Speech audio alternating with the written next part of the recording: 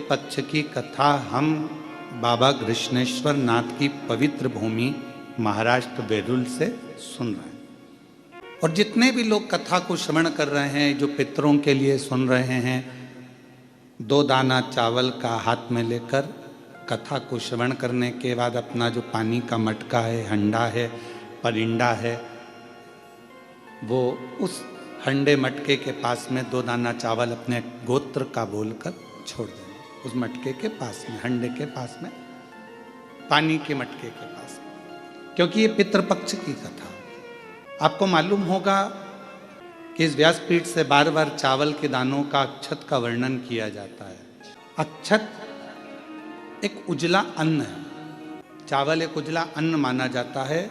और उस अन्न का महत्व ये रहता है कि जब हम पितृपक्ष में अपने पूर्वजों के लिए, अपने पूर्वजों का स्मरण कर कर यदि शिव महापुराण की कथा को श्रवण कर रहे हैं और कथा का रसतत्व ग्रहण कर रहे हैं, तो उस कथा के रसतत्व को हम उज्जवल अन्न के साथ अपनी जिंदगी को उज्जवल करने के लिए श्रवण करें। बात हमने पहले भी कही, आज फिर कहते हैं। देवताओं के लोक में सबसे ज्यादा सुंदर लोक है पितृलोक। और देवताओं के लोक में सर्वश्रेष्ठ सबसे सुंदर लोक अगर माना गया है तो पितृलोक माना गया। जिस पितृलोक में पितृ निवास करते हैं, रहते हैं। अब आप कहोगे गुरुजी ये पितृलोक का वर्णन कहाँ है? तो शिव महापुराण के प्रारंभ में विद्येश्वर संहिता के अंतर्गत ही आप इसको श्रवण कर सकते हैं, या पार्वती खंड में, उमा खंड में, कौमार्य खंड में आप इसको श्रवण कर सकते हैं। पितृलोक में पितरों की 3 बेटियां हैं, मेना, धन्या और कला।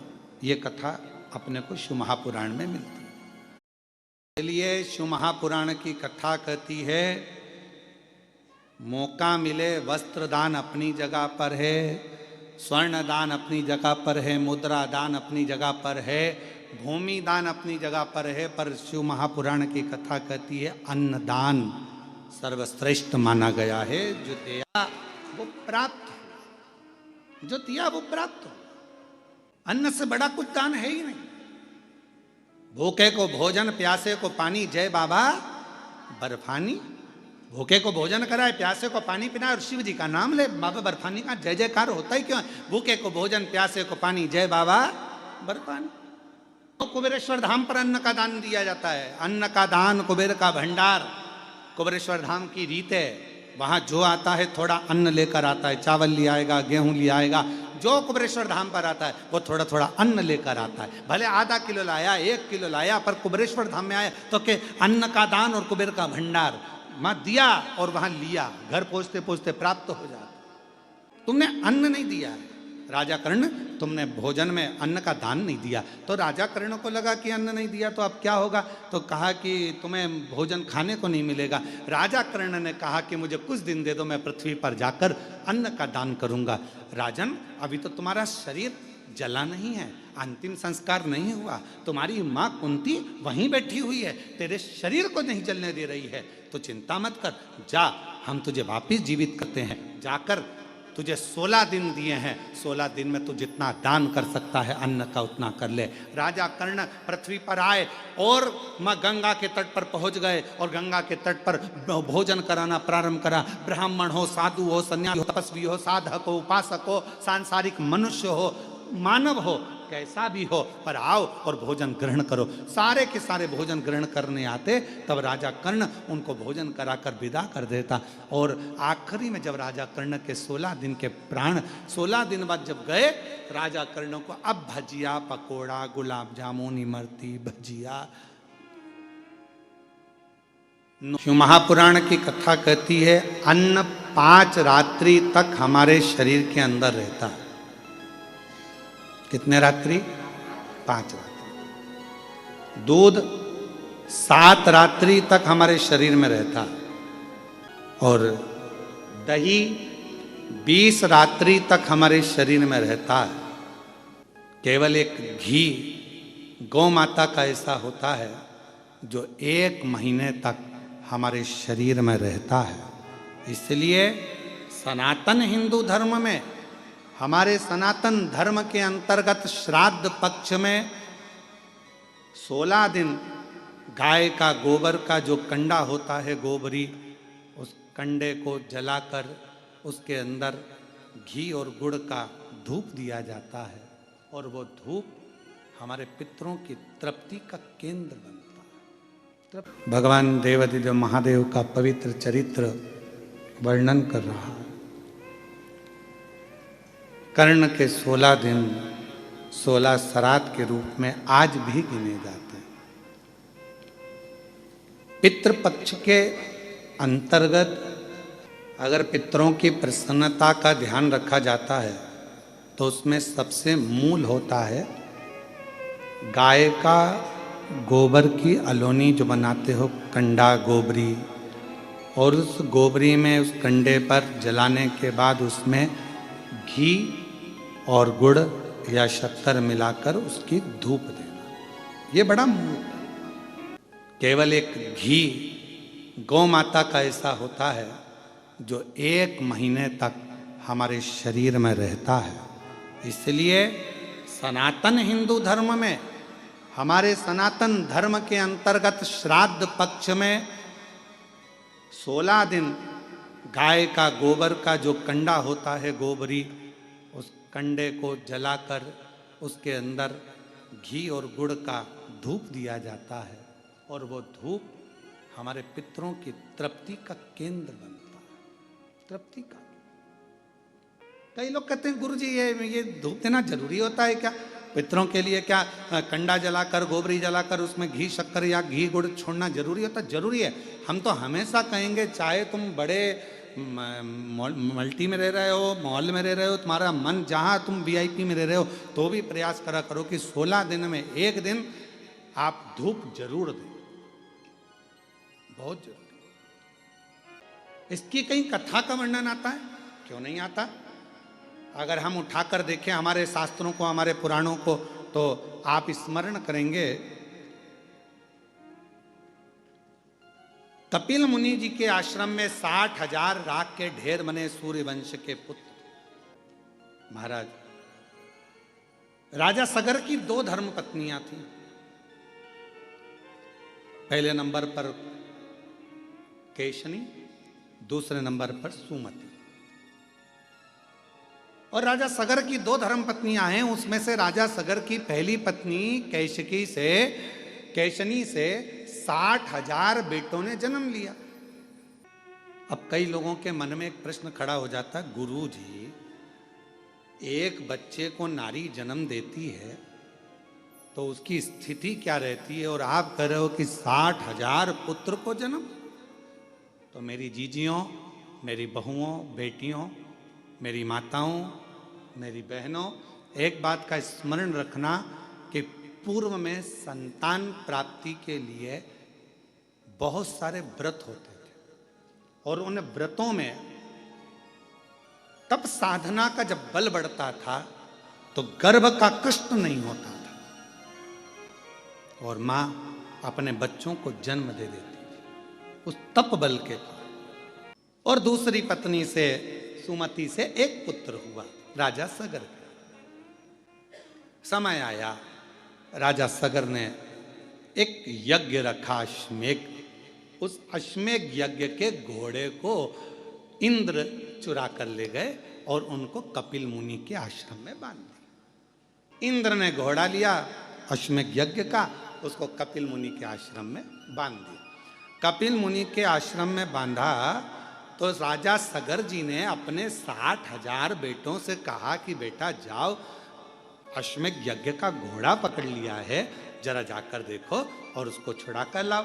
60,000 पुत्र राजा सगर के चले और राजा सगर के पुत्रों ने सब जगह पर अश्वमेघ यज्ञ के घोड़े को ढूंढना प्रारंभ किया। बहुत सावधानी से सुनिएगा, यह कथा पितृपक्ष की और शिव महापुराण की, यह पितृपक्ष की यह कथा जीवन का आनंद देने वाली। बहुत सावधानी से सुनिएगा कि गाय के गोबर का कंडा पर गोबरी पर घी गुड़ छोड़ने का लाभ क्या है? जरा ध्यान से सुनना इस कथा का, बड़ी विशेष कथा है और प्रत्येक व्यक्ति को पितृपक्ष में सुनना चाहिए इस कथा को। हम तो कहेंगे प्रत्येक व्यक्ति अश्वमेध यज्ञ के अश्व को ढूंढने के लिए चले। अब जगह जगह ढूंढते रहे पर मिला नहीं। आखिरी में कहीं सूचना मिली कि कपिल मुनि के आश्रम में 60,000 जो पुत्र थे वो पहुंच गए और ये मालूम पड़ा कि कपिल मुनि के आश्रम में वो अश्वमेध यज्ञ का अश्व बंधा हुआ है। इन्होंने जाकर क्या देखा कि कपिल मुनि तो तप कर रहे, साधना कर रहे हैं। अब राजा सगर की पहली पत्नी के पूरे बेटे मर गए, भस्म हो गए। राजा सगर की दूसरी पत्नी सुमति का एक बेटा था। राजा सगर ने उस दिलीप को भेज दिया, जाओ तुम्हारे भाई भी लौट कर नहीं आए, ना जाने कहां चले गए, जाकर पता करो अश्वमेध यज्ञ का अश्व कहां है, तुम्हारे भाई ढूंढने गए हैं, देखो जाकर। पितृपक्ष की देव पितृ श्री शिव महापुराण बेल्लूर से जो चल रही है ऑनलाइन, उस कथा का मूल बिंदु समझना। घी और गुड़ का धूप का मतलब क्या होता, उसका कितना फल होता, समझ। ढूंढ रहे हैं राजा सगर के पुत्र दिलीप, ढूंढ रहे हैं पर ना 60,000 भाई मिल रहे हैं, ना अश्वमेध यज्ञ का अश्व मिल रहा। अब आखिरी में ढूंढते ढूंढते वशिष्ठ ऋषि के पास राजा दिलीप पहुंच गए। हाथ जोड़कर प्रार्थना करी, गुरुवर ढूंढते ढूंढते मैं थक गया, ना अश्व मिला ना मेरे 60,000 भाई मिले, कृपा करी। वशिष्ठ बाबा ने नंदनी गाय को बुलाया। नंदनी गाय को बुलाकर दिलीप के सामने नंदनी गाय के दूध को धोआ, दूध का घी बनाया और घी बनाकर उसको नंदनी गाय के गोबर के कंडे को बनाकर थापकर उस गोबरी को सुखाकर उसको जलाकर उसमें गाय का घी और थोड़ा सा गुड़ डालकर उसका धूप निकाली और राजा दिलीप से कहा, दिलीप ये गाय का घी का धुआं जहां जाए इसके पीछे जा, ये वहीं जाकर रुकेगा जहां पर वो अश्वमेध यज्ञ का अश्व होगा और तेरे 60,000 भाई जहां होंगे वहीं रुकेगा। ये लोग कहते पितृपक्ष में घी गुड़ घी शक्कर गोबरी पर कंडे पर जलाकर क्यों छोड़ना, क्यों? कई लोग कहते मम्मी ओल्ड हमारे को हम नहीं करेंगे मम्मी, हम नहीं। क्यों? वशिष्ठ बाबा ने कहा ये धुआं, इस घृत का धुआं वहीं जाकर रुकेगा जहां तेरे 60,000 भाई होंगे। श्राद्ध पक्ष में अगर थोड़ा सा भी कंडे को जलाकर गाय के गोबर को सुखाकर उसका कंडे पर अगर थोड़ा सा घृत गाय का घी और गुड़ दिया है तो उसका धुआं तुम्हारे घर से निकलकर आपके पूर्वजों तक पहुंच ही जाता है। उस धूप का फल पहुंच, वो धूप का फल पहुंचता। हे राजा दिलीप जाओ इस धुएं के पीछे पीछे जाओ। राजा दिलीप चल दिए, धुआं आ गया। और हमारे यहां शिव महापुराण में तो धुएं की बड़ी महत्वता है, क्योंकि भगवान शंकर का नाम ध्रुमवान है और माता पार्वती का एक नाम ध्रुमावती है। आज भी दतिया में, जबलपुर के पास धुमा गांव में माँ ध्रुमावती माता के दर्शन होते हैं। शिव जी का एक नाम ध्रुम है, ध्रुमवान। शिव जी की आराधना में, शंकर भगवान की पूजन में गाय का गोबर, देसी गाय का गोबर सुखाकर कंडा बनाकर गोबरी बनाकर उस पर थोड़ा सा गाय का घी डालकर और गूगल, बाजार में मिलता है गूगल थोड़ा सा डालकर, यदि कोई शंकर जी की आराधना 21 दिन तक उस धुएं को साक्षी बनाकर मूल मंत्र का जाप श्री शिवाय नमस्तुभ्यम के साथ अपने मन की कामना यदि कोई करता है तो ध्रुमेश्वर महादेव और माता ध्रुमावती उसका कल्याण जरूर करती है। और मेरे माताओं से निवेदन है, जिन माताओं की संतान नहीं होती, गर्भपात हो जाता है, गर्भस्थ बच्चा 2-3 महीना रहने के बाद गिर जाता है, 4 महीना के बाद बच्चा गिर जाता है, बच्चा नहीं रह पाता है, 3 महीना 2 महीना 15 दिन 1 महीना लगा कि अब की बार गर्भ ठहर गया है और मालूम पड़ा बच्चा फिर नहीं रहा, तो जिसके गर्भस्थ तकलीफ रहती है, गर्भ में गांठ हो गई, बच्चेदानी में गठान हो गई, या चेस्ट में गांठ हो गई, या गर्भस्थ कोई तकलीफ हो गई, तो हम निवेदन करेंगे कि आप प्रयास करो, 21 दिन छाट लो कि इस दिन में कोई 21 दिन तक नियम धारण करना। उस बीच में अगर रजोधर्म आ जाता है तो घर का कोई व्यक्ति करे, पर 21 दिन तक वो नियम धारण करे।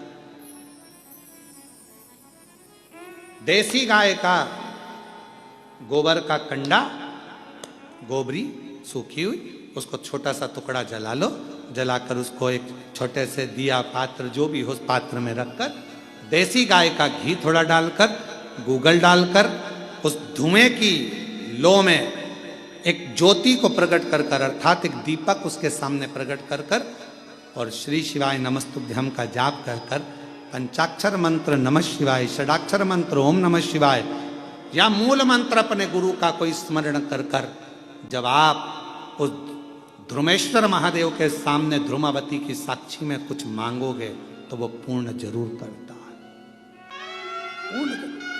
बोल ध्रुमेश्वर महादेव की, ध्रुमावती माता की। ध्रुमेश्वर महादेव और ध्रुमावती माता ये धुएं के रूप में प्रकट हुए। कुबेरेश्वर धाम कौन कौन गए, जरा हाथ उठाओ जरा, सब लोग गए हो? संध्या की आरती के दर्शन किए हैं आप लोगों ने?